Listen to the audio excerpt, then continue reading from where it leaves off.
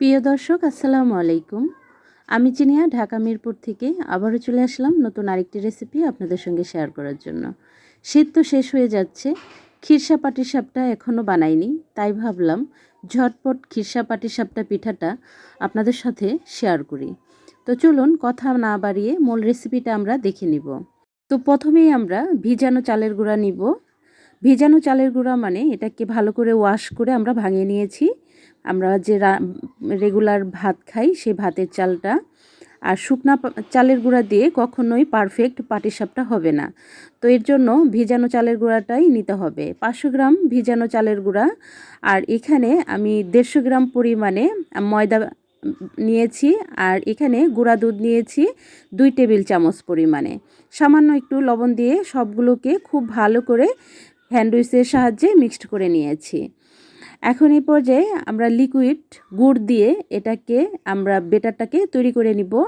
আপনারা চাইলে এখানে চিনিও দিতে পারেন। তো আমি খেজুরের গুড়টাকে ভালো করে চুলায় জাল দিয়ে ঠান্ডা করে নিয়েছি, সেই গুড়টাই পরিমাণ মতো এখানে দিয়ে দিলাম। তো আমার এই ডাব্বুর দিয়ে 4 ডাব্বুর পরিমাণে আমি এখানে দিয়ে দিয়েছি গুড়, আর দিয়ে দিচ্ছি 500 গ্রাম পরিমাণে লিকুইড দুধ। তো এই বেটারটাকে খুব ভালো করে নাড়াচাড়া করে একটু ফেটিয়ে নিতে হবে, তাহলে একটা পারফেক্ট পাটিসাপটা আপনারা পেয়ে যাবেন। তো আমি আরও 2 ডাব্বুর এখানে গুড় দিয়ে দিলাম। আর এই গুড়টা দেওয়ার কারণে পিঠার কালারটাও খুব সুন্দর আসবে আর খেতেও খুব সুস্বাদু হবে। তো আসলে শীতের দিনে আমরা পাটিসাপটা যেটা খেয়ে থাকি সেটা আসলে গুড় দিয়েই তৈরি করা হয়। আর খেজুরের গুড়ের বেটারটা খুবই সুন্দর হয় আর খেতেও খুব সুস্বাদু।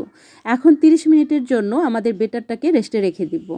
এদিকে আমি 2 লিটার লিকুইড দুধ খুব ভালো করে জাল দিয়ে রেখেছিলাম খিরসাটা তৈরি করার জন্য। এখানে এলাচ দারুচিনি দিয়ে দিলাম একটা সুঘ্রাণের জন্য।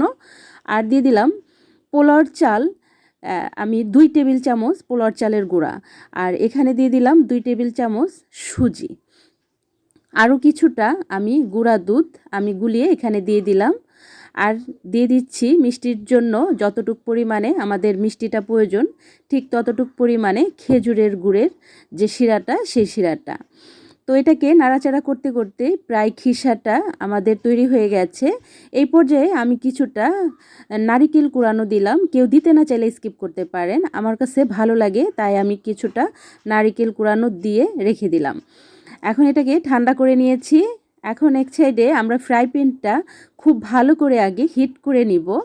আর হিট করে নিয়ে হালকা ঘি বা অয়েল দিয়ে এটাকে একটু ব্রাশ করে নিব। তারপর এরকম আপনাদের পাটিসাপটার সাইজ অনুযায়ী আমি এখানে 1 ডাব্বুর করে দিয়েছি। দিয়ে আমরা এই শীটটাকে তৈরি করে নিব। 30 সেকেন্ডের মতো ঢাকনা দিয়ে ঢেকে দিতে হবে, এতে করে খুব সুন্দর একটা উপরটা হয়ে যাবে আর কি। তারপর আমরা খিরসাটা পরিমাণ মতো দিব। খিরসাটা পরিমাণ মতো দিয়ে আমরা এটাকে আলতো হাতে এক সাইড থেকে ঘুরে ঘুরে আমরা পিঠাটাকে উঠিয়ে নিব। তো আমি আপনাদের বোঝানোর সাথে আরেকটা পিঠা তৈরি করে দেখাচ্ছি। এটা আসলে দেখে বুঝে নিতে হবে। এই যে আমি 30 সেকেন্ডের মতো ঢাকনা দিয়ে ঢেকে রেখেছিলাম। এখন আমাদের খিরসাগুলো পরিমাণ মতো আমরা দিয়ে দিব।